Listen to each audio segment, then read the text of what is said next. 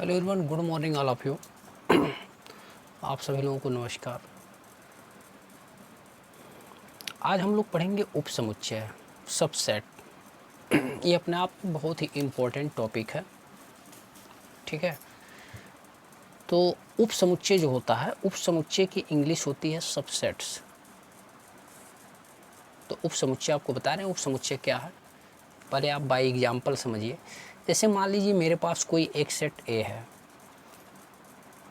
कोई समुच्चय ए है और इसमें कुल 1 से लेकर के 10 तक कुछ एलिमेंट्स हैं। 1 से 10 तक कुल इसमें अवयव हैं, ठीक है। और एक दूसरा सेट्स क्या है, बी है। ध्यान से बात को समझिएगा। पहला सेट्स ए है जिसमें 1 से लेकर के 10 तक अवयव हैं, और दूसरा सेट्स बी है जिसमें 1 से लेकर 15 तक उस सेट्स के अवयव हैं, ठीक है। अब हम लोग क्या बोल सकते हैं कि 1 से 10 तक है इसमें और इसमें 1 से 15 तक है, यानी इसमें कम है इसमें अधिक है। तो यानी 1 से लेकर के 10 तक जितने एलिमेंट्स हैं वह बी में ऑलरेडी हैं, क्योंकि बी तो 1 से 15 तक है ना। तो इसलिए हम लोग बोल सकते हैं कि ए सबसेट ऑफ बी, ये इसका सबसेट का सिंबल होता है उपसमुच्चय का। इस प्रकार से ए सबसेट ऑफ बी, इसे आप ऐसे भी पढ़ सकते हैं A is the subset of B. इसका हिंदी क्या होगा, ए जो है उपसमुच्चय है किसका, बी का।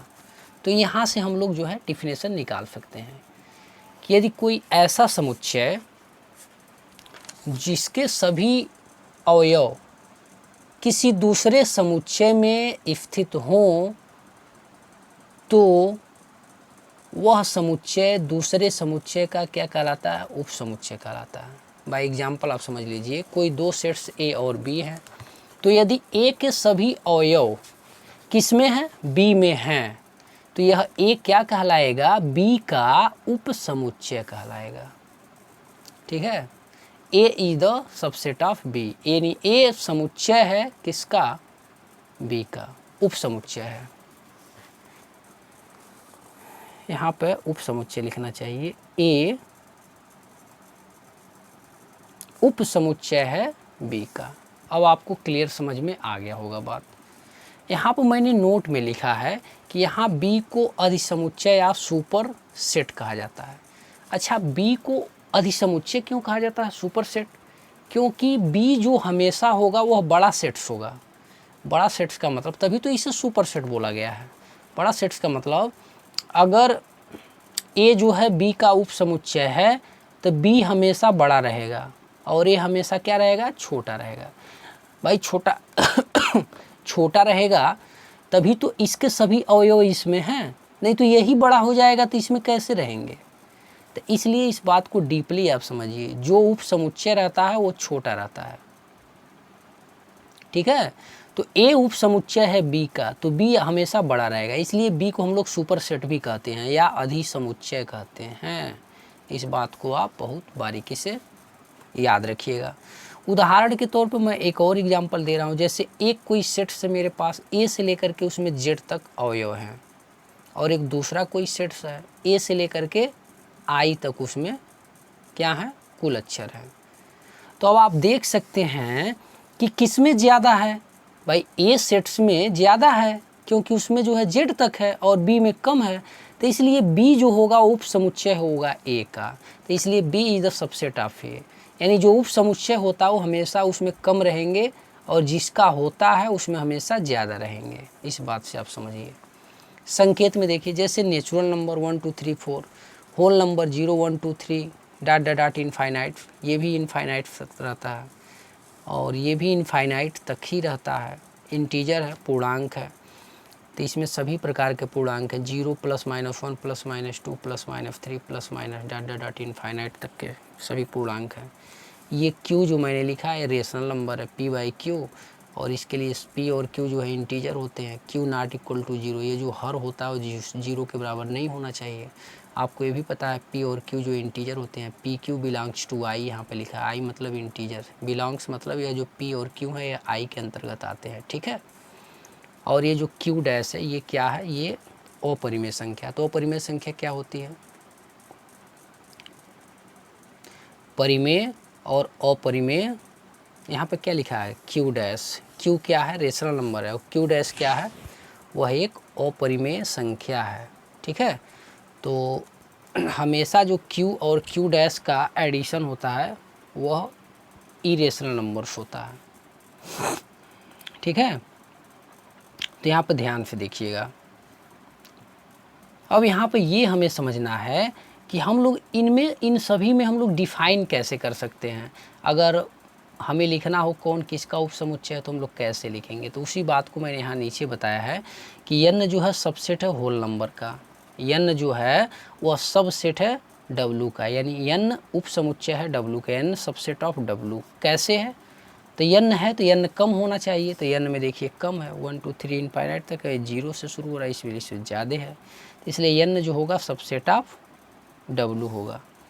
और जो w होगा वो सबसेट ऑफ किसका होगा, i का होगा, क्योंकि w से कंपेयर करिए ना, w में देखिए 0 से 1 2 प्लस में है और इसमें ज़्यादा है, माइनस में भी है। ठीक है ना, तो इसलिए w जो होगा वो सबसेट ऑफ i का होगा, और i जो होगा वो सबसेट ऑफ q का होगा। कैसे, i जो है सबसेट ऑफ q कैसे, इसका मतलब i में पूर्णांक होंगे। ठीक है, i क्या होगा, पूर्णांक होगा, तो जितने भी पूर्णांक होंगे वह सब q के अंतर्गत आ जाएंगे। q में क्या है, q में भाई q एक परिमेय संख्या है ना, तो जितना पूर्णांक होगा, परिमेय संख्या में बहुत सारे नंबर आ जाएंगे, होल नंबर भी आ जाएगा, रेशनल नंबर मतलब परिमेय संख्या तो वही करेगा, उसके बाद जो है और क्या आ जाएगा, नेचुरल नंबर भी आ जाएगा। तो ये अपने आप में एक बहुत बड़ा सेट है q, और यह i जो है छोटा है इसके कंपेरिजन में, तो इसलिए जो बड़ा सेट होता है और जो छोटा सेट होता है वो उपसमुच्चय होता है किसका, बड़े सेट का। तो i इस q के तुलना में छोटा है और q क्या है, बड़ा है। अब q को हम लोग r से कंपेयर करेंगे तो यहाँ पर देखिए, यहाँ पर सॉरी, यहाँ पर मैंने मिस्टेक लिख दिया है, यहाँ पे q डैश नहीं होना चाहिए, यहाँ पे r होना चाहिए। क्लियर है, r जो होता है, r में सभी प्रकार की संख्या आ जाएंगी, परिमेय भी होगा और अपरिमेय भी होगा, तो इससे आप लोग बना लीजिएगा, यह r होगा। तो इसीलिए यहाँ पे दिखाया गया है q सबसेट ऑफ r। अब r मतलब रियल नंबर्स है, और रियल नंबर्स आप जानते हैं उसमें सभी परिमेय संख्या भी आ जाएगी और सभी अपरिमेय संख्या भी आ जाएगी, और जबकि ये क्या है, q परिमेय है ओनली। तो बताइए जब इसमें परिमेय और अपरिमेय दोनों हैं और ये केवल परिमेय है, तो बताइए ये छोटा हुआ और ये बड़ा हुआ, तो इसलिए है जो q होगा ये सबसेट ऑफ किसका होगा, r का होगा। और q डैश क्या है, q डैश एक ऑलरेडी अपरिमेय संख्या होता है, तो अपरिमेय संख्या भी इस r के अंतर्गत आ जाएगा, क्योंकि ये छोटा है, ये सारा का सारा इसमें r में समाहित है। क्लियर है, तो इस बात को बहुत डिटेल में आप लोग देख लीजिएगा। अब बात आ गई कि उपसमुच्चयों की संख्या हम लोग कैसे निकालते हैं, तो इसके लिए मैंने एक बढ़िया सा एग्जाम्पल लिया है उपसमुच्चयों की संख्या ज्ञात करने के लिए। मान लीजिए मेरे पास कोई एक सेट A है और उसमें 3 अवयव हैं A, B और C, तो इसमें कितने उपसमुच्चय हो सकते हैं, उपसमुच्चयों की संख्या। तो देखिए A को हम अलग कर सकते हैं, ये भी एक समुच्चय हो जाएगा, ये भी एक समुच्चय हो जाएगा, C एक अलग समुच्चय, और A B को एक साथ मिला करके एक सेट बना दीजिए, B C को एक साथ और C A को एक साथ, और इस तीनों को एक साथ, और ये जो होता है नॉन इम्पटी सेट, ये तो हर सेट में होता है। इसलिए यह जो A के कुल उपसमुच्चयों की संख्या हो गई, ठीक है, A के उपसमुच्चयों की संख्या कुल कितनी हो रही है, 1 2 3 4 5 6 7 8। तो अगर 3 अवयव हैं तो कुल कितने उपसमुच्चयों की संख्या होगी, 8। क्लियर है, तो टोटल नंबर्स आप सबसेट ऐसे भी निकाल सकते हैं, 2 पे पावर n इसका फार्मूला होता है, इसका फार्मूला 2 पे पावर n, n जो बताता है नंबर्स ऑफ अवयव यानी नंबर्स ऑफ एलिमेंट्स। तो कुल कितने एलिमेंट्स हैं इस सेट्स में, 1 2 3 एलिमेंट्स हैं, तो 2 पे यहाँ पर 3 पावर चढ़ा दीजिए, तो कुल उपसमुच्चयों की संख्या कितनी हो जाएगी, 8 हो जाएगी।